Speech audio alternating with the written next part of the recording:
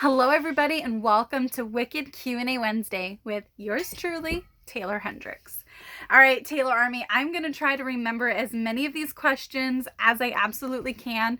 Like I said in my previous video earlier today, I shot last week's Q&A Wednesday, and when I went to go upload it, I thought it was uploaded, so I deleted the video, not knowing that my YouTube channel was not working.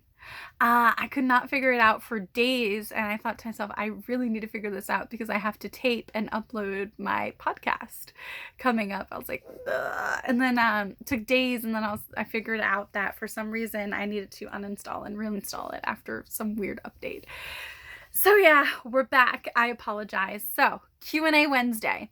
A fan on my Twitter had asked me if there were any horror movies that I just did not like, hated, and two immediately came to my mind, guys. Like immediately, and one of them I'm not proud of. The first one, much to my chagrin and dismay, because I am such a huge Robert Englund fan.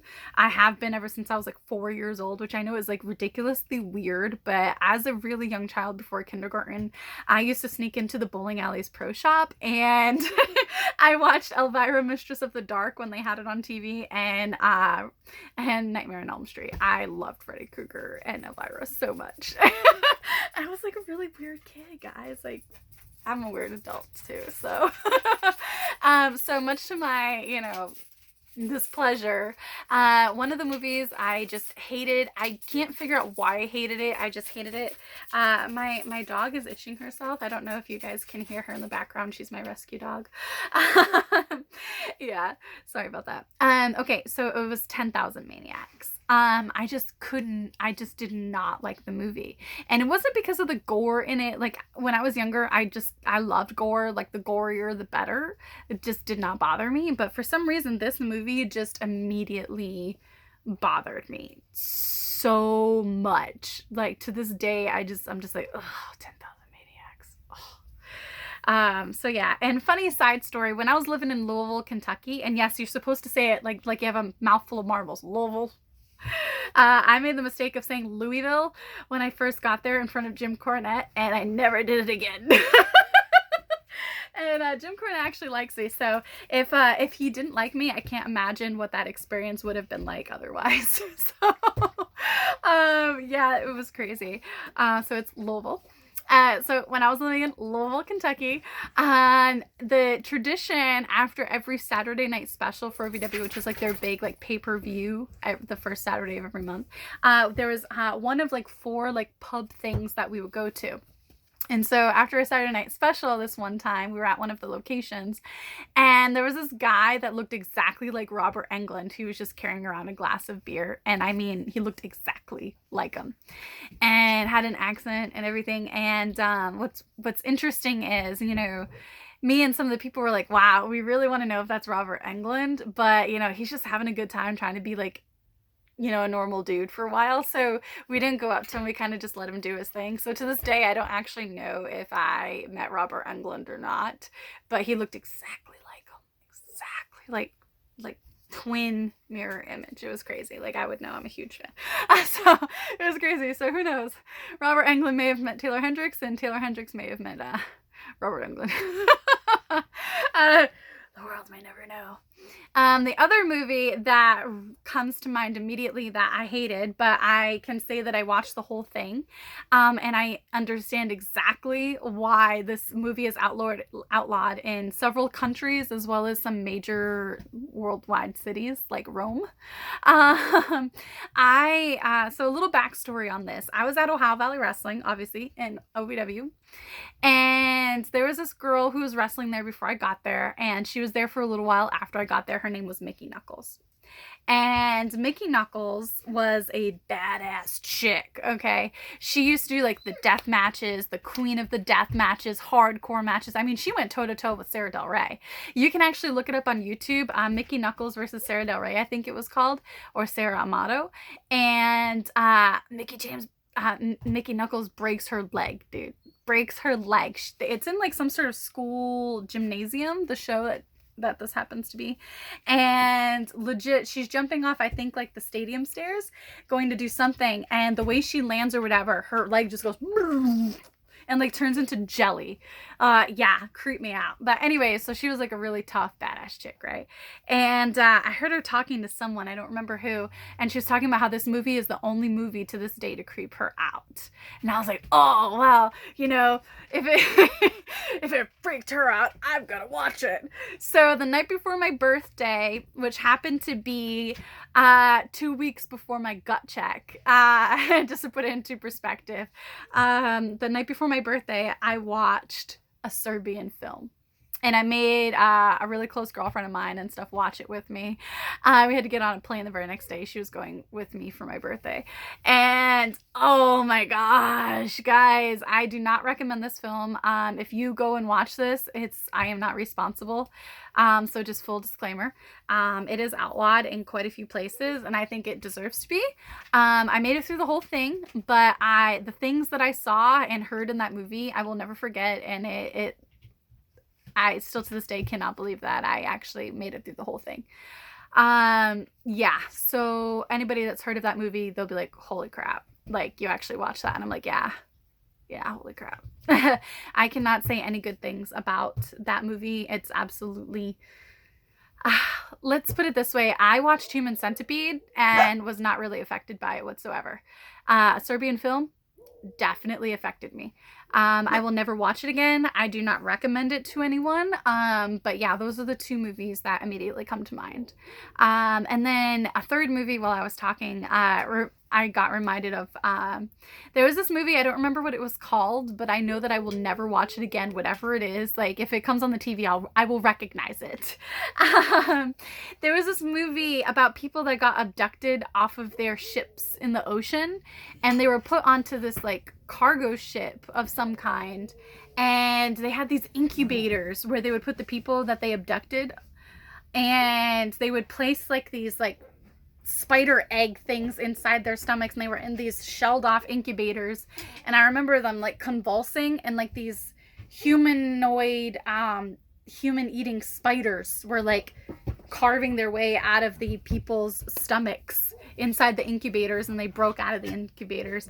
That was a little much. To be honest, I think I would rather watch Human Centipede than that one. So whatever that movie was, yeah, I think I'll pass. Don't remember the name of it. Those are the three movies, I guess I would say, that I absolutely hated, and will never watch again. I mean, I didn't like Human Centipede either, but a Serbian film and that spider one, whatever it was called, was so gnarly. It was so nasty. I'll never watch it again. Okay. Somebody asked me on my YouTube channel if I had ever seen the show Salem. I have. I waited through the first season, and then, you know, wrestling takes over and I'm on the road and stuff. And so I start a lot of shows and never get to finish them. Like, I'm still like 6 seasons behind on The Walking Dead. The only show that I keep up on religiously is Grey's Anatomy. My dogs are playing, so I apologize. Hey guys, relax. They're excited. They just had dinner. Okay. So yeah. Wrestling, you're so busy that you don't really have a lot of time to stop and like binge watch on a lot of shows, unless I'm on the cardio machine. That's when I watch a lot of my movies and my TV shows and stuff, because it keeps me distracted, so I can get through cardio without being like, oh my god, cardio. Ah. So that's kind of like my thing. But yes, I did watch the first season of Salem, and I actually loved it. I pretty much love anything about Salem. I spent so much time there as a kid and a teenager, so Salem rocks. Somebody asked me also on YouTube if I was a gamer. Okay, guys, I love video games. I will not lie. Okay, but I am not good at them. They do not love me. The only video game that I'm actually good at is like Mario Party, which I don't know if people even count, and Tetris. I am bomb at Tetris. Love Tetris. I love like the battle Tetris too, when you're versing somebody else, and when you get 2 or more rows, it literally sends blocks to the other person. Ugh! When you get like a 5er, and then it sends 5 rows to the other person, they're like, no! And it's like, yeah. And somebody asked me if what are some of the harder video games that I've played. I definitely had an interesting time playing Arkham Asylum and the Deadpool game. I don't remember what it was called. And this like really underrated game called 40 Winks. It had like zombies in it and creepy staircases. It was for kids, but it was still hard for me because I suck at video games. So I had Crash Bandicoot, and I grew up with like Spyro and stuff like that. Like, we weren't cool, but we loved it. We didn't even have a memory card for like the first year we had it, so we were always replaying the same levels, like so yeah, that's my stuff about gaming. Somebody asked me where I got the inspiration for my books. And what's really cool about that is a lot of people don't realize that Taeler Hendrix was really kind of born like in my own personality.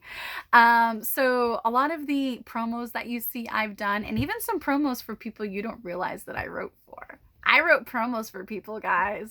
That's real. People that are, some people that are more world known than myself. I can't say though, because I ghost wrote them. That's a thing.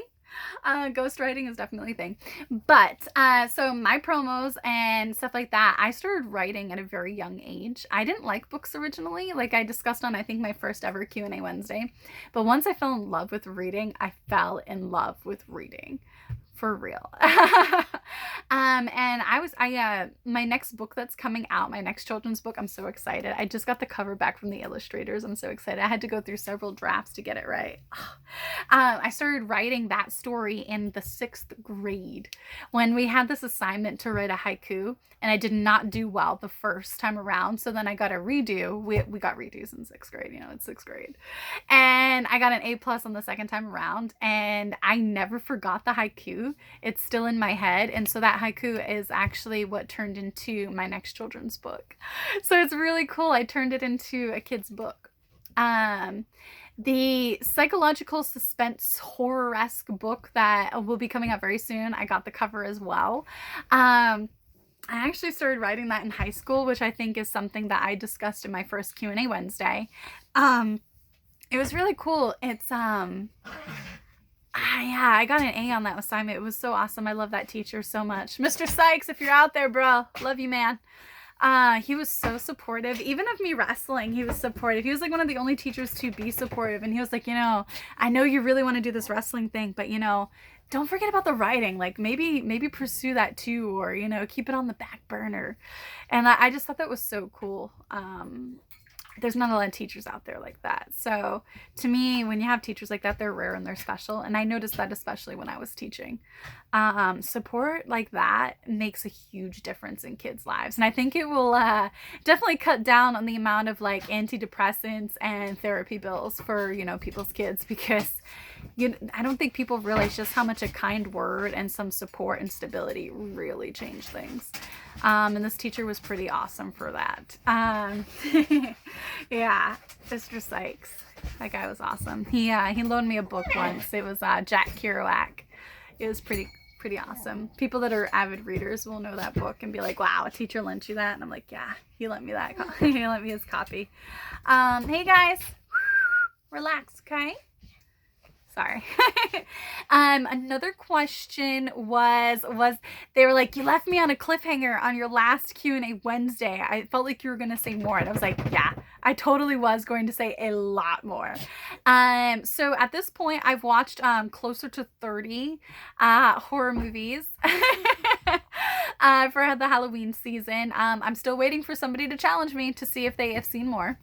I recently just watched Netflix's Evil. I actually liked it. It was really, I loved their different take on like the science and psychological aspects of ghosts, demonic possession and infestations and mental illness, and I don't know, it was just a really cool, like Supernatural did their own way of explaining and doing things. I feel like this show did that too. It was really cool. I highly recommend it. I think it's trending for Netflix right now.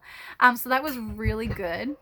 Lisa Marie Varon actually, on my podcast referenced, The Social Dilemma on Netflix. She highly recommends that. It's not horror. It's more of like informational. She thought it was really good.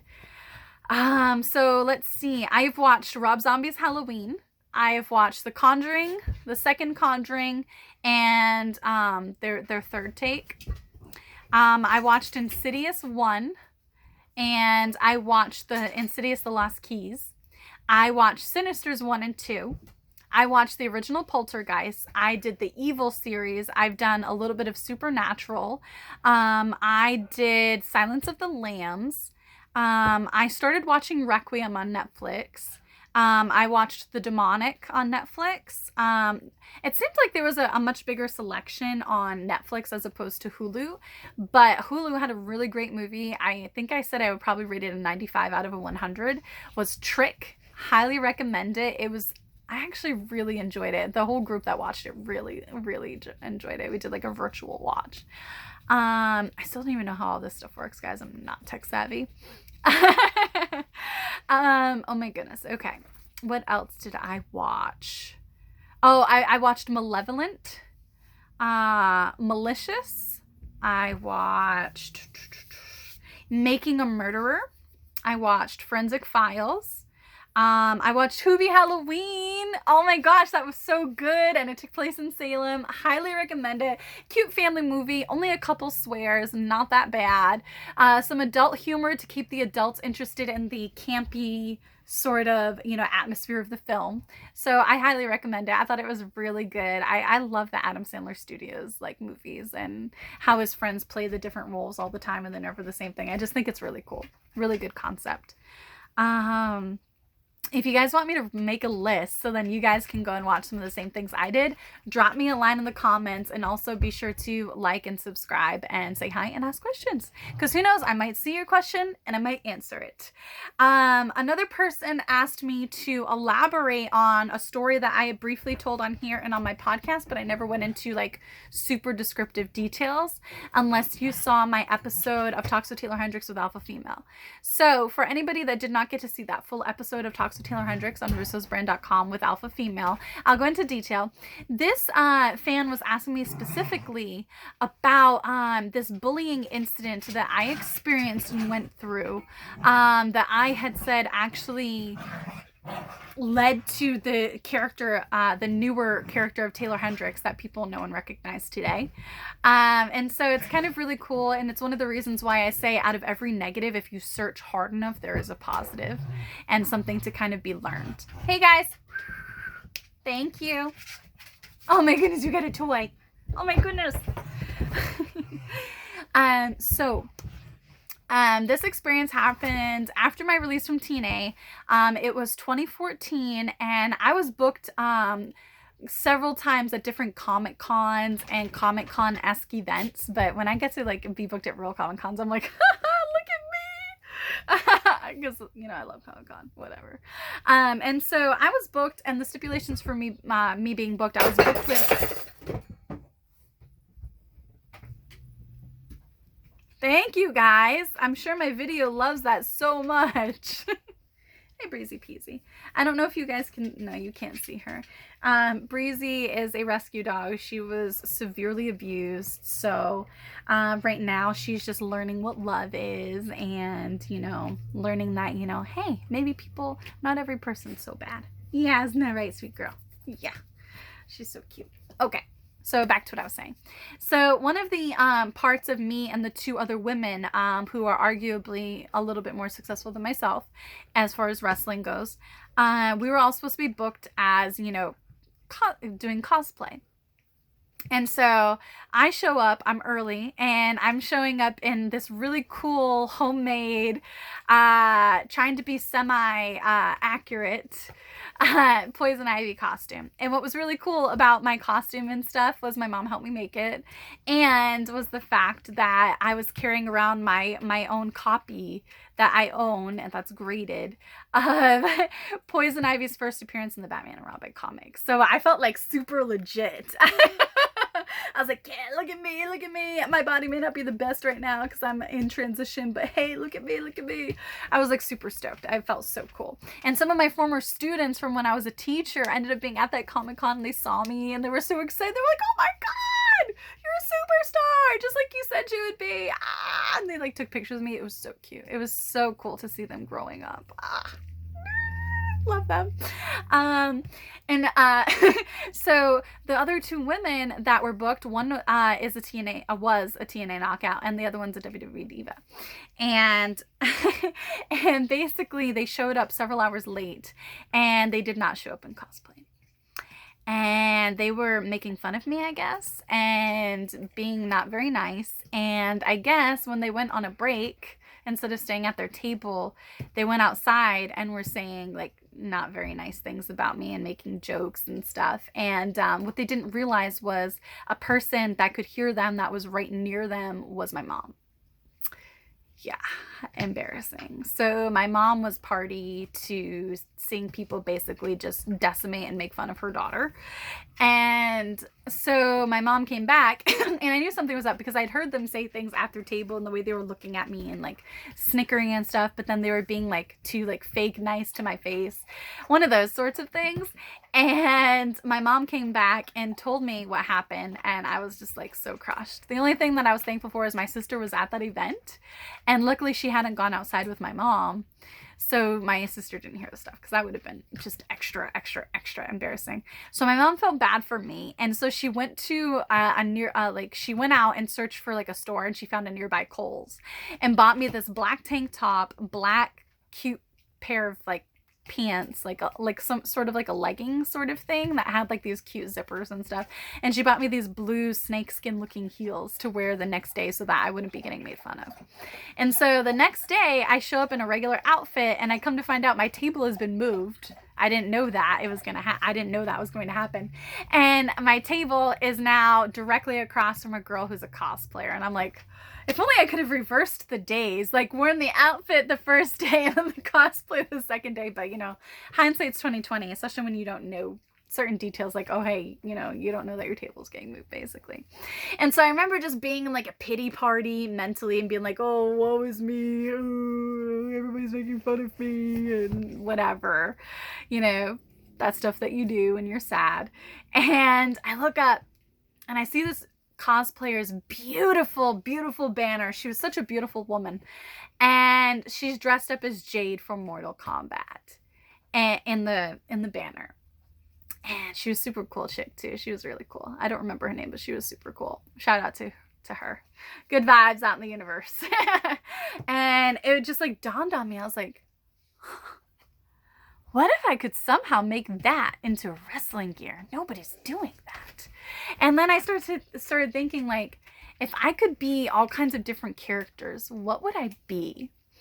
And I started thinking of Celine from Underworld. And I started thinking of Maleficent. And I started thinking of Elvira and Morticia Adams and Jessica Rabbit and Ariel and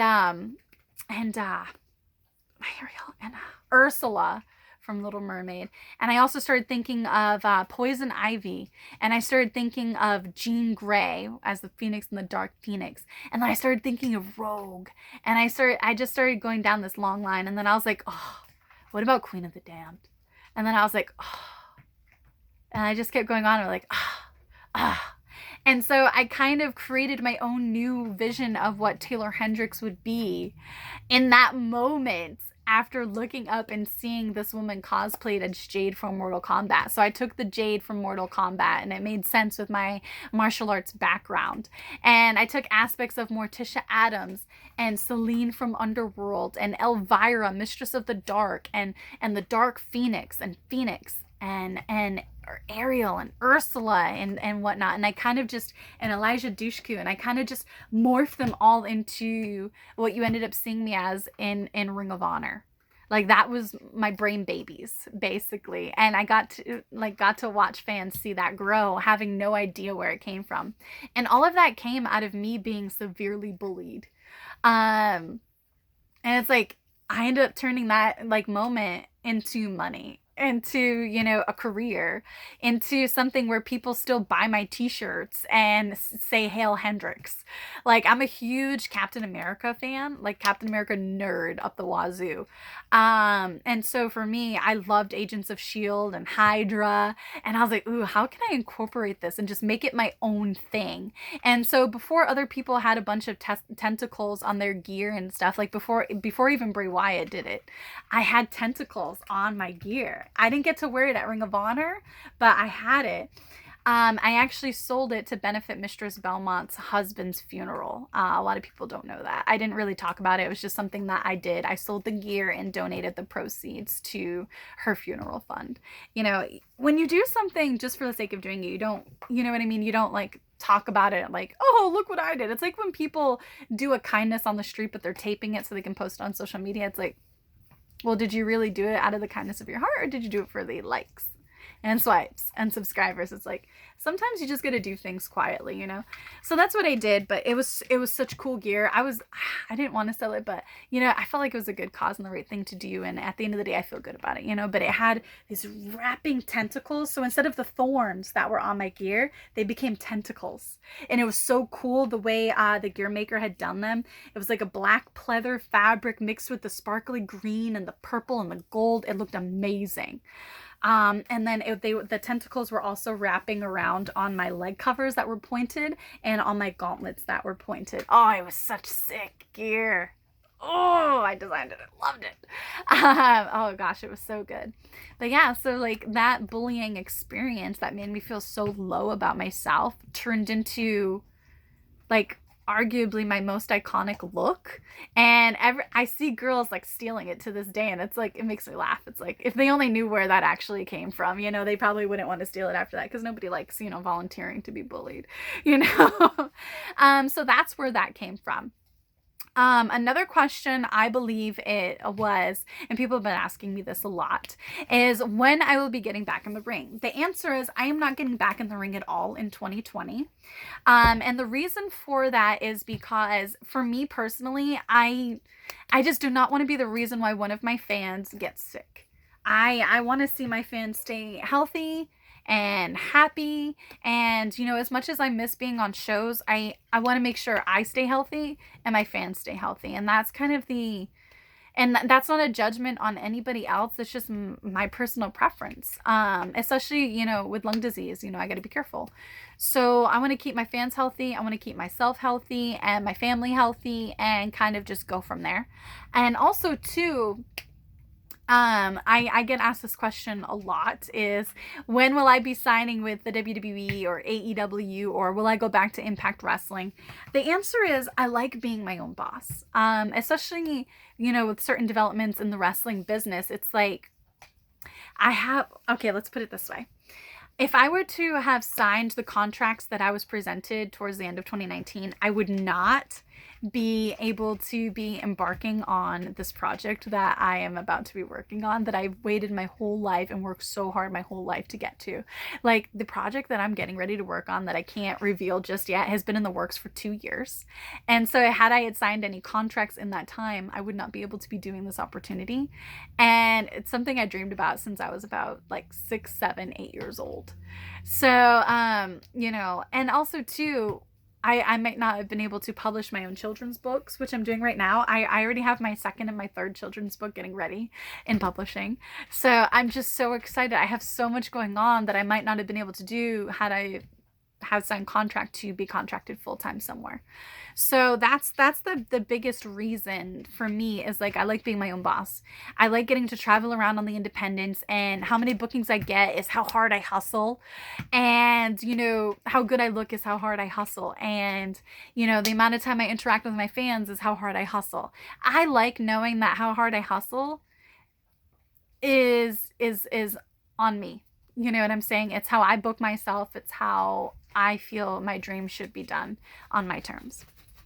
And I like that. I like that freedom, and I also like that power.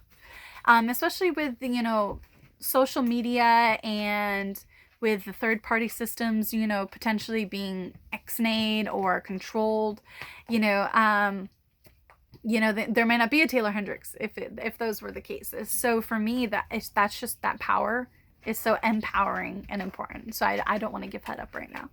And I'm just very happy doing what I'm doing. And I want more wrestlers to feel this happy. You know, we don't go into wrestling loving it. Sorry. We don't go into wrestling hating it, but I see a lot of people leave wrestling hating it. And at one time, I felt that way too. And I don't want to feel that way. And I don't want my fellow wrestlers to feel that way. I want them to see that there's a life after wrestling. And you can have a life while in wrestling that doesn't necessarily revolve around wrestling. Like me, I'm still wrestling. I'm still an active wrestler. I'm just not wrestling right now because of COVID. And I'm producing children's books and a successful podcast and this cool YouTube channel. Like, we got stuff going on. So I hope you all enjoyed. Be sure to ask more questions so we can keep these Q&A Wednesdays going. Again, I apologize for all the disturbances from my fur babies, and as well as the unintentional hiatus from YouTube, since I had to figure out what the heck was wrong with it. Thank you so much, guys, and stay tuned for more awesome stuff.